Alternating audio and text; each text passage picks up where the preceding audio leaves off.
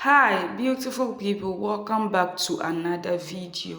Today I want to show us how to make date syrup using dried dates. Okay, so if this is your first time seeing this channel, please do well to subscribe.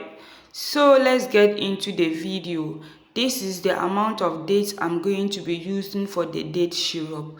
So I'll be putting the amounts and the measurements in the description box below. Okay, so all you need to do now is to cut open your date, to remove the seeds, and have a good wash of the dates. Okay, so usually the dates are sometimes dry, some are semi dry, and others are very fresh or wet. Okay, so you can use any type of date for this date syrup using the process I'm going to be showing you. Okay, so after giving it a very good wash, you transfer it into a large and clean bowl and add in some water. Okay, so we are going to be keeping this for about 4 hours. Okay, mine took about 3 hours. If your date is very dry, you might want to soak it for a longer period. Okay, so this is about 4 hours. After it has soaked nicely, I'm going to transfer it into my blender. If you don't have a blender, you can make use of your fork because it is very well soaked and very soft. And you can also use your mortar if you don't have a blender. So right now what we are going to do is we are going to sieve it and then extract the juice from it. Okay, so if your date paste is very thick, you can go ahead to add a little amount of water to make it easy for you to extract the juice. But then you have to be very careful because you don't need a lot of juice. It will make your cooking time a lot more. Okay, so in order to avoid cooking it for a longer period of time, you need to minimize the amount of water you are going to be adding to the date paste. Okay, so this is the juice that we have extracted.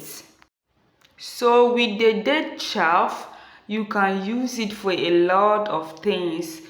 Bear in mind it is still sweet, it still has some amount of sweetness in it.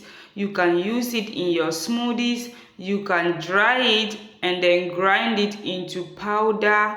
So you can be using it as date powder. Okay, so next what we are going to be doing with the date juice is we are going to transfer it into a pot and then bring it to a boil. Okay, so you can see that it is light, it is not that thick because we added some water. Okay, so right now what you need to do is to cook it in medium heat.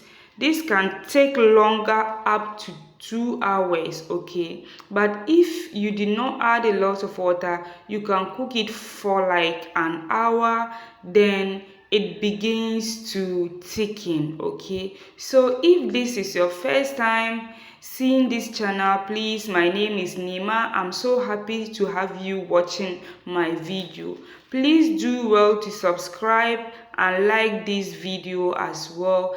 After subscribing, you can turn on the bell notification, so anytime I upload a new video, you will get a notification. So this is how the date syrup has turned. As soon as it begins to thicken, that means your date syrup is ready. Okay, I cooked mine for like 2 hours before I achieved this texture. Okay, so if you want it to be very thick, you have to allow it to cool down completely. Okay, then you will have a very thick date syrup.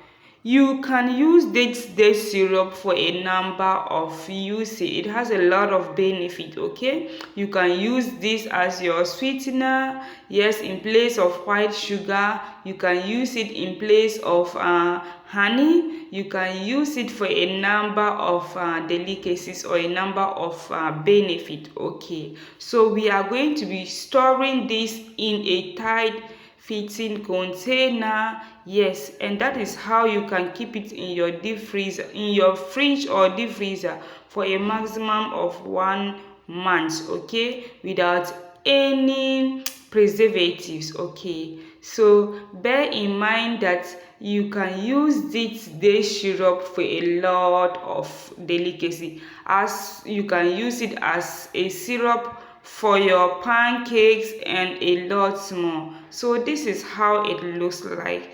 Thank you so much for watching. I really appreciate you, and have a good day. Bye.